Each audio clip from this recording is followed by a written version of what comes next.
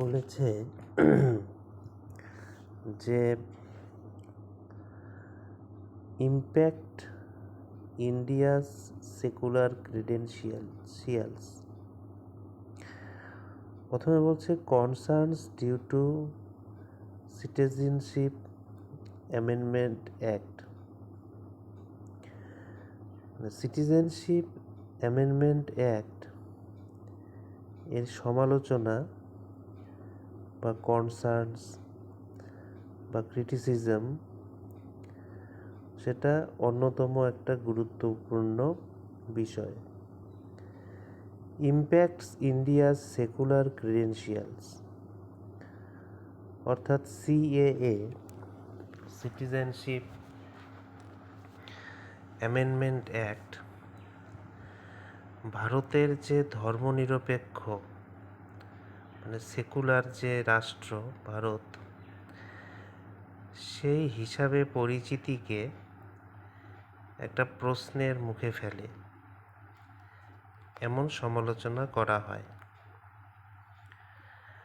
The constitution makers were committed to a secular state.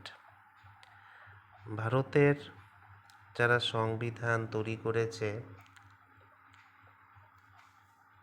তারা এমন একটি রাষ্ট্র তৈরি করতে চেয়েছিলেন যেখানে রাষ্ট্রের নিজস্ব কোনো ধর্ম থাকবে না এবং সব ধর্মকে সমানভাবে দেখা হবে।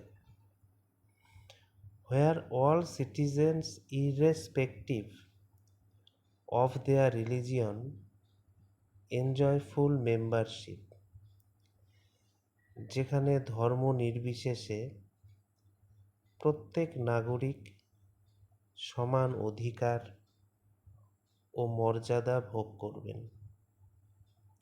হিন্দু, মুসলিম, শিখ, খ্রিস্টান, বৌদ্ধ, জৈন, পার্সি সবাই আইনের চোখে সমান। Granting citizenship on the grounds of religion is a violation of this principal. সমালোচকদের মতে যদি ধর্মকে ভিত্তি করে নাগরিকত্ব দেওয়া হয় তাহলে তা ধর্ম নিরপেক্ষতার নীতির পরিপন্থী। তাহলে সমালোচকদের যুক্তি হচ্ছে সংবিধান ধর্মনিরপেক্ষ, ধর্মের ভিত্তিতে নাগরিকত্ব দেওয়া হলে সেই ধর্মনিরপেক্ষ নীতির সঙ্গে অসঙ্গতি তৈরি হতে পারে। তাহলে সিএএ এর বিরুদ্ধে ধর্মনিরপেক্ষতা সংক্রান্ত সমালোচনা হয়েছে, যে ভারতের সংবিধান ধর্মনিরপেক্ষ রাষ্ট্রের ধারণার উপর ভিত্তি করে নির্মিত। ধর্ম নির্বিশেষে সকল নাগরিক সমান মর্যাদা ও অধিকার ভোগ করবেন। সমালোচকদের মতে ধর্মকে নাগরিকত্ব প্রদানের একটি মানদণ্ড হিসাবে ব্যবহার করা ধর্ম নিরপেক্ষতার নীতির সঙ্গে সামঞ্জস্যপূর্ণ নয়। তাহলে এটা হচ্ছে সমালোচকদের একটা মতামত,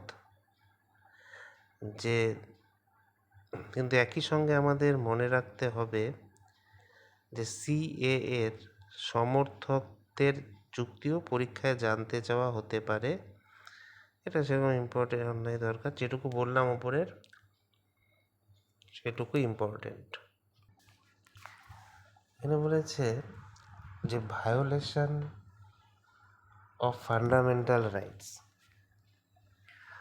সমালোচকদের মতে এই সিএএ মৌলিক অধিকার বা ফান্ডামেন্টাল রাইটসও লঙ্ঘন করে। Article 14 of the Constitution is alleged to be violated by this law. সমালোচকদের দাবি হচ্ছে যে এই যে আইন, এই আইন সংবিধানের article 14 of the constitution of India এর পরিপন্থী। আর্টিকেল 14 কি বলে? যে ইকুয়ালিটি বিফোর ল, অর্থাৎ আইনের চোখে সবাই সমান, সকল ব্যক্তি আইনের সমান সুরক্ষা পাবেন, equal protection of loss.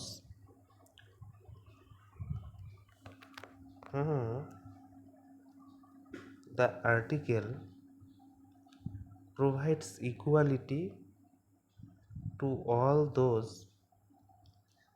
living in India, including citizens and foreigners.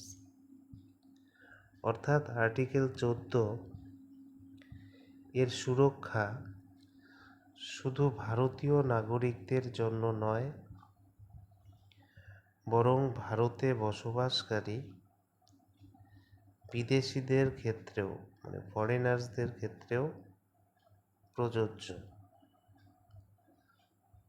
অর্থাৎ ভারতীয় নাগরিকদের ক্ষেত্রেও প্রযোজ্য, বিদেশি যে সমস্ত ব্যক্তি নাগরিক তাদের ক্ষেত্রেও প্রযোজ্য।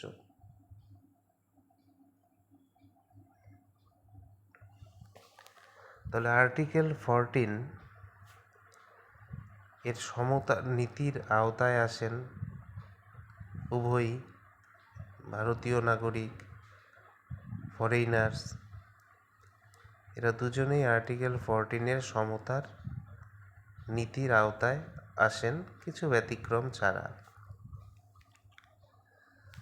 Article 14 also applies to residents of the country, অর্থাৎ যারা ভারতে বসবাস করেন, রেসিডেন্টস, তাদের ক্ষেত্রেও আর্টিকেল 14 এর সমতার নীতি প্রযোজ্য। তাহলে সমালোচকদের যুক্তি হচ্ছে আর্টিকেল 14 সকল ব্যক্তিকে সমতার অধিকার দেয়, সিএএতে ধর্মের ভিত্তিতে কিছু সম্প্রদায়কে নাগরিকত্বের সুবিধা দেওয়া হয়েছে। তাই সমালোচকদের মতে এটি আর্টিকেল 14 এর সমতার নীতির সঙ্গে অসঙ্গত। সিএএ এর বিরুদ্ধে আর্টিকেল 14 এর যে সমস্ত সমালোচনা করা হয়েছে, এক নম্বর আমরা জানি যে আর্টিকেল 14 আইনের দৃষ্টিতে সকল ব্যক্তির সমতার অধিকার নিশ্চিত করে। এই অধিকার নাগরিক ও বিদেশি উভয়ের ক্ষেত্রেই প্রযোজ্য। সমালোচকদের মতে ধর্মভিত্তিক শ্রেণীবিভাগ করে নাগরিকত্বের সুবিধা থেকে দেওয়া আর্টিকেল 14 এর নীতির সঙ্গে এটা সামঞ্জস্যপূর্ণ নয়।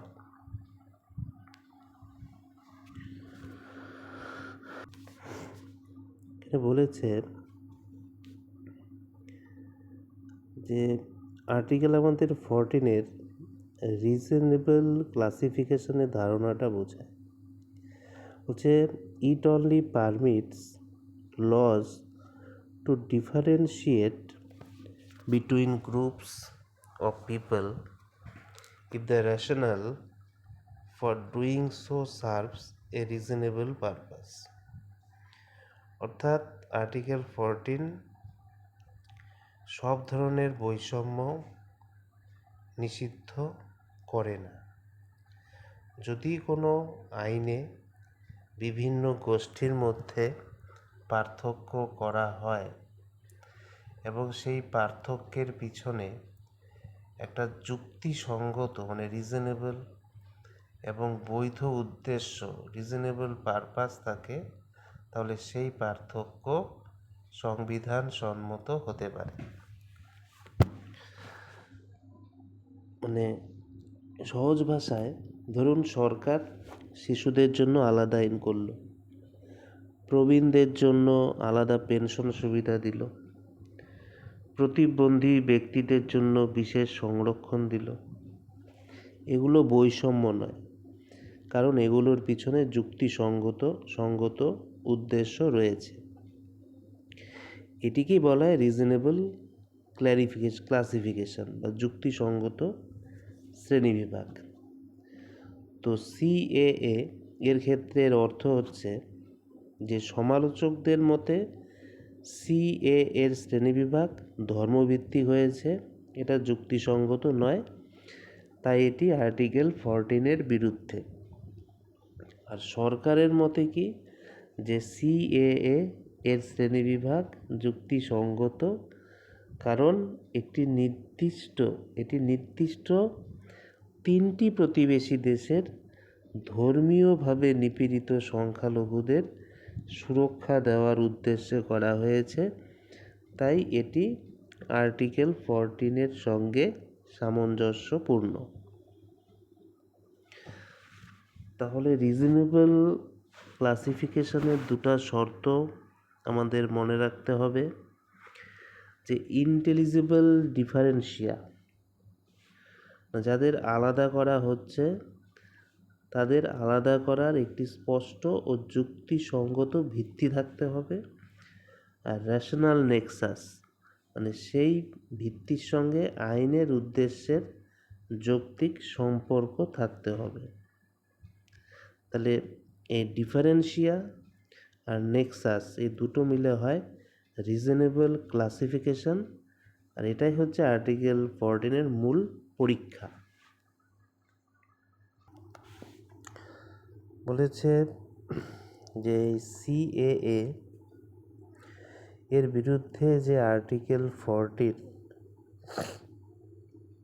ও ধর্মনিরপেক্ষতা, সেটা নিয়ে কিছু সমালোচনা হয়েছে। যেমন সমালোচকরা বলেছে যে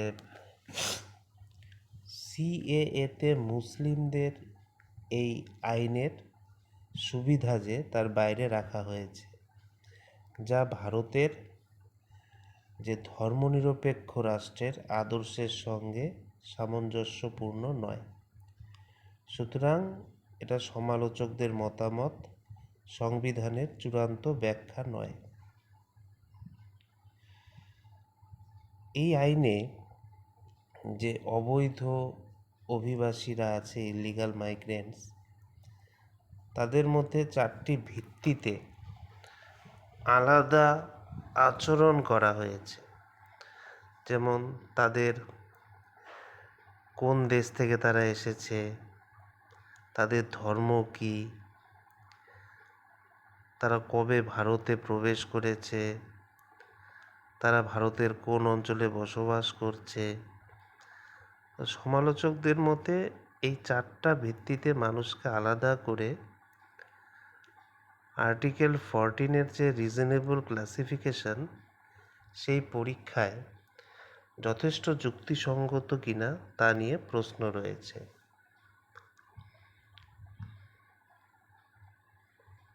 তাহলে সমালোচকদের মতে মুসলিমদের আইনের সুবিধার বাইরে রাখা ধর্মনিরপেক্ষতার নীতির সঙ্গে অসঙ্গত। সিএএতে অবৈধ অভিবাসীদের মধ্যে 4টি ভিত্তিতে পার্থক্য করা হয়েছে: দেশ, ধর্ম, ভারতে প্রবেশের তারিখ, ভারতে বসবাসের স্থান। তো সমালোচকরা বলতে যাচ্ছে যে এই যে শ্রেণীবিভাগ, এটা কি যুক্তিসঙ্গত কিনা তা নিয়ে প্রশ্ন রয়েছে না।